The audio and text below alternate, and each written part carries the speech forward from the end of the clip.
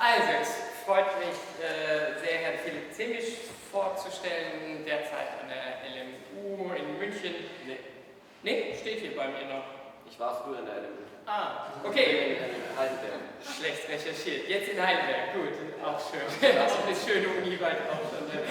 Genau, jedenfalls früher an der LMU tätig und hat dort Sozial- und Kulturanthropologie studiert, hat auch seinen Doktor gemacht mit der Dissertation Mini-India, The Politics of Migration and Subalternity in the Andaman Islands, ist auch inzwischen bei Oxford University Press erschienen und bei uns ausgezeichnet worden, richtig? Mit dem Forschungspreis, Frobenius-Forschungsförderungspreis.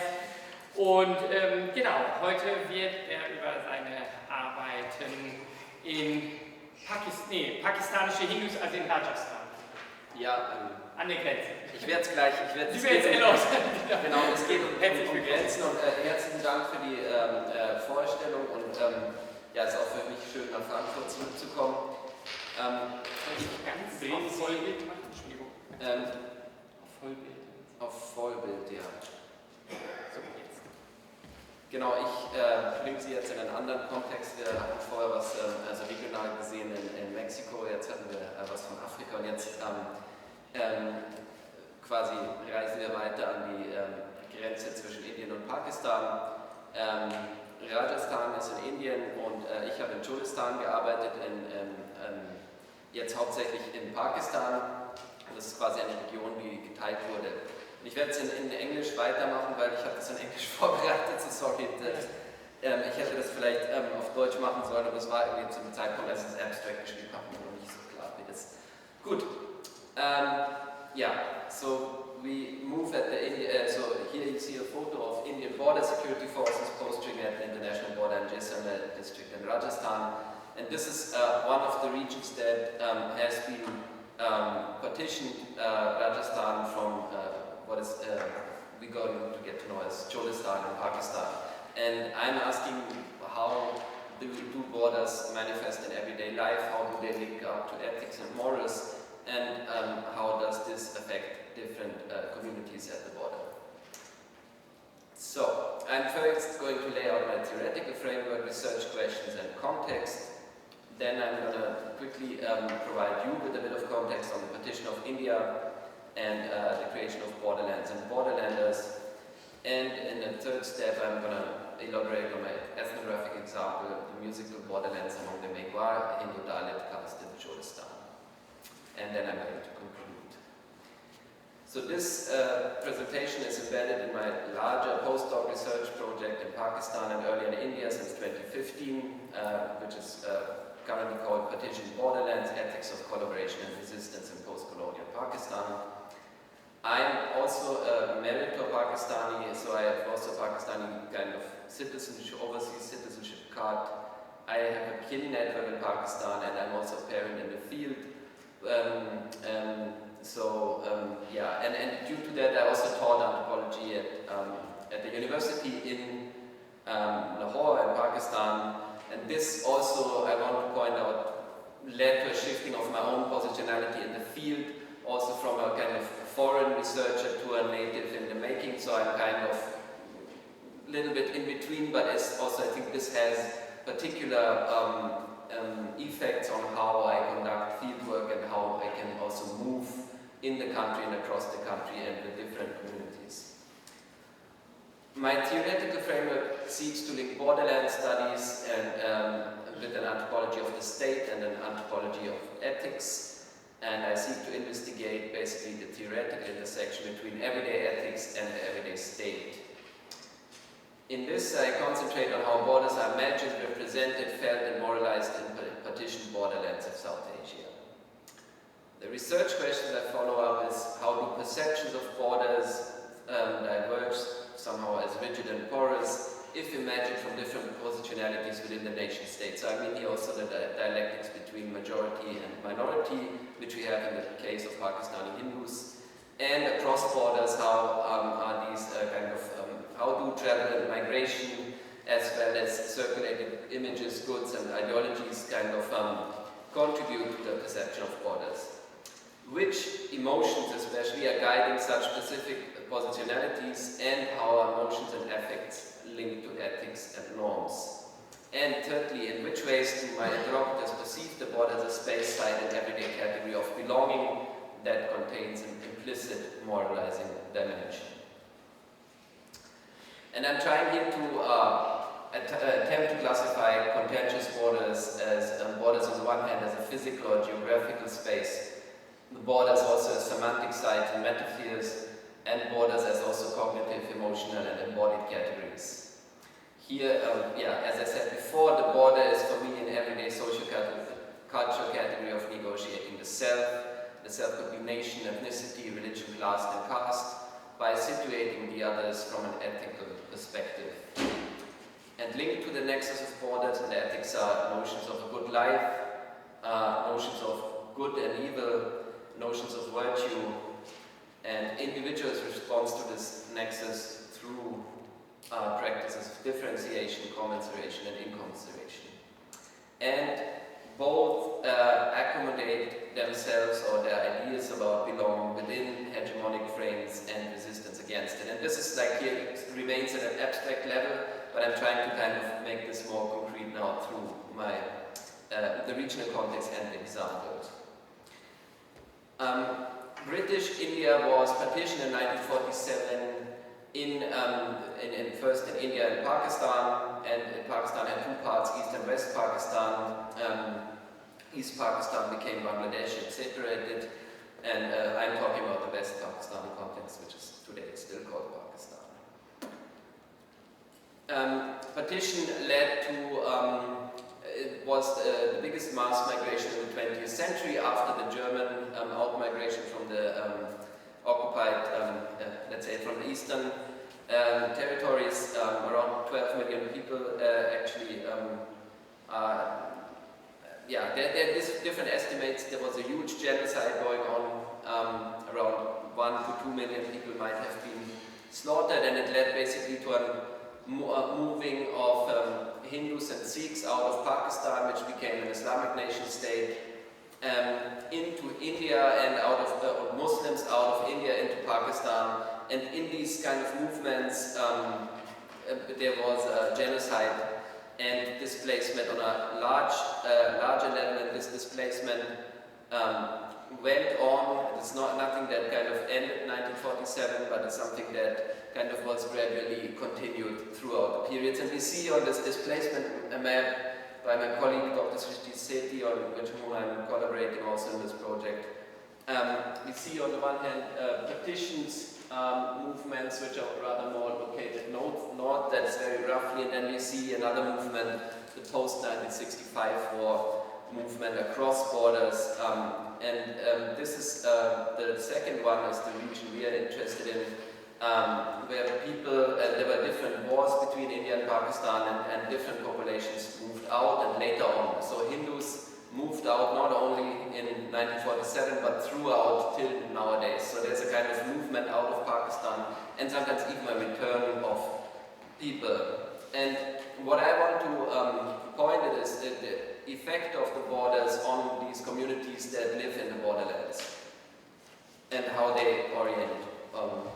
So these borderlands have been since around the 1980s highly securitized and fortified, similar to the, let's say, the German border, with the fence and guards on both sides. They were earlier quite porous, and the connections across borders were quite vivid also after partition, so the border was not immediately in that state in which we see it right now. But this is right now the state, so if people want to cross borders, they have to now go over formal ways. And this is, Hindus from Pakistan are allowed to come to India. So and usually only elites can travel, but here we have really subaltern groups that also are allowed to travel across borders. Now I'm coming to my ethnographic example, and using this term musical borderlands among the Meghwal. And this is a Hindu Dalit also cast in Cholistan. So I've again brought a map from Pakistan on the left side, and you maybe I go there and indicate it. So this is Cholistan. Cholistan desert, and on the other side is this Rajasthan, what is white from this perspective. And here we have it in a smaller version. So, yeah. And I'm borrowing here this term, musical borderlands, from Shalini Ayangiri, who has focused on musicians on both sides of the border, and I have also actually slipped into kind of doing fieldwork with musicians and musical practice, and I even started this project first in Rajasthan with the group on the right side with so-called Mangania, which is a Muslim caste as a minority in India, and then on the left side with Meghwal, which is also it's a Dalit Hindu caste. Dalit means untouchable, if someone is not familiar with that term. Means outcasts in the caste hierarchy, who are also playing music but who don't belong to a hereditary musician caste, unlike the Mangania. And both of these castes are actually, you can find on both sides of the border. So this is like, these castes have networks, have always had historically networks across the deserts, across Cholistan, across Thar Desert, and have relatives on both sides, and have pilgrimage sites and other places to connect to across borders. And these, and it's very interesting now that the border is very rigid, people can't cross easily, still the connections are ongoing.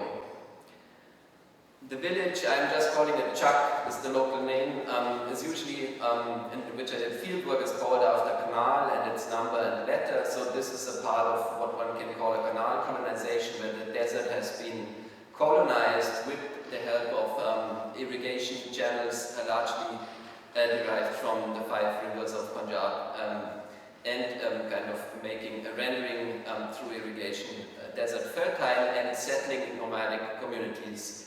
That was one of the policies to kind of render nomads sedentary and also kind of probably rule and control them. The caste, as I mentioned, is Meghwal, and in other regions they call it Meghwal, but it's basically the same caste, which were earlier semi-nomadic herders, and then who has been here settled, have been settled in that case in a village. And it was said it was given by Zulfikar Ali Bhutto, one of the big leaders and the first Prime Minister of Pakistan. The first elected Prime Minister, to be precise. These Meghwals in India and Pakistan live on both sides of the border. In India they belong to the scheduled caste category, but in Pakistan this has no consequence with regards to affirmative action. So this is a system of affirmative action that applies to them in Pakistan. And they have on a large scale a longing for India and say that actually Cholistan is Rajasthan and we've been cut off from Rajasthan. So here's the feeling that we have been alienated actually from a kind of, let's say, at least the region we belong to, not, if not from India, and the whole idea of India as a Hindu country, which is also a very contested construct.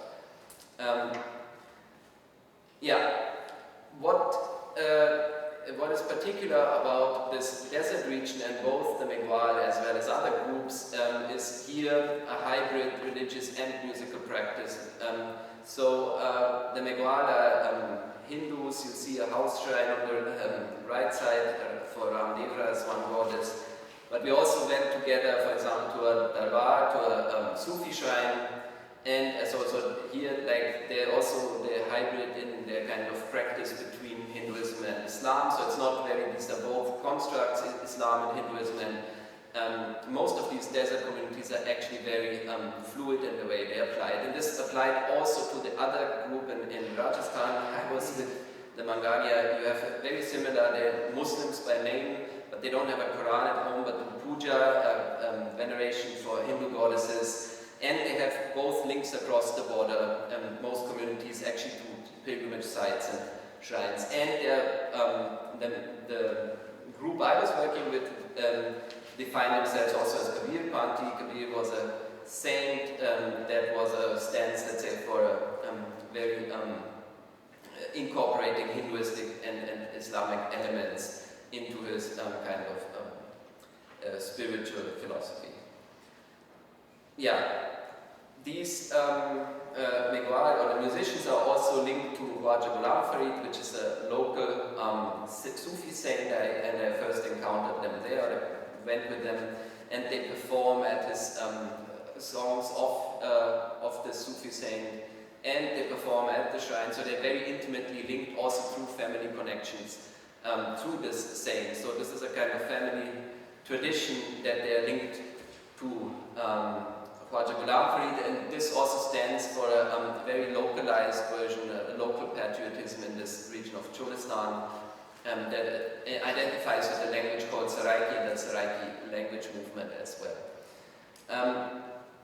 The group I worked with goes back now as an invented musical tradition, so it's not like an old one, it's not a musician caste, but it's through now Fakira Bhagat is let's say, was the first one who came out as a singer. He was discovered by Benazir Bhutto, taken to England and Germany and promoted. And then here he passed away. His younger brother continues with that tradition, and his sons, so they have already divided in two. So now what they're doing is they invent a new tradition. So they now celebrated this year his Urs, his birthday when he died. So they want to build a temple in his name. So they are kind of at the moment creating a very dynamic new tradition, and especially musical practice. This kind of what was earlier kind of not a professional occupation has become professional and has been kind of given through the sons of each family, and is going to continue in this way. Yeah, here's just one. Fakira Bhagat came once to Germany. I found this was interesting. He has been to Frankfurt among others, so I just wanted to show you this. This is like 20 years ago. Yes. Yeah. So I'm coming slowly to an end. What I want to say here, there's various also cross-border connections. For example, of this group to Ramdev. Ramdev, the main shrine is across the border in Rajasthan. A lot of these of my interlocutors have actually traveled to India, have been there on pilgrimage, tried to work there, some tried to live there, then came back also because they found it extremely heavy to survive, because here at least they have land, and they were also had displayed a kind of local patriotism. But they can travel across borders while many others cannot in India and Pakistan, and they know kind of both countries, and they've been to different pilgrimage sites in India, and one of them is here very close to the border, is this Ramdev. As you see, this line a bit north of it is actually the border, and here, yeah, this is the pilgrimage site is there. So, and this border can only be crossed while on land on one point. This is between Lahore and Amritsar. It's like a big city, and there's one border crossing, so they cannot go directly, which they would do in ancient time through the desert, but they have to travel very much north and come down south again, even to come to this main shrine of them. And what is also circulating is different kinds of, let's say, artifacts and ideas associated to Hindutva and Hindu ideology. So like a calendar on the left side, and on the right side I was at a wedding, and I was as a guest being served the intestines of the goats, which is supposed to be the most delicious part of it, and the foreigner or not is the guest of honor. And I was asking one of the musicians why he doesn't eat, and he said, so I'm not eating because our religion tells us not to eat meat. And then I was going a little bit more deeply into why he doesn't eat. He just doesn't like meat, and he's just vegetarian, which is very rare in Pakistan. But the interesting thing is how he contextualized his own not meat eating into this larger Hindutva idea of being pure by not eating meat. To conclude, what I would call border ethics is notions of a good life, virtue and good and evil, which are intimately linked to positionalities in the nation state. Borderlands are, in my view, subjectivated by the ethical project of nation building, but also by transnational connections and regional local norms and practices. What we have is a resilience and folk culture that also defies nationalism, communalism, and enforcing of borders in society. And in the case of my Cholistan interlocutors, they are not only second-class citizens of Pakistan, but also patriots of Cholistan who struggle for a different world around them. And yeah, with that I would like to close and thank you very much for listening.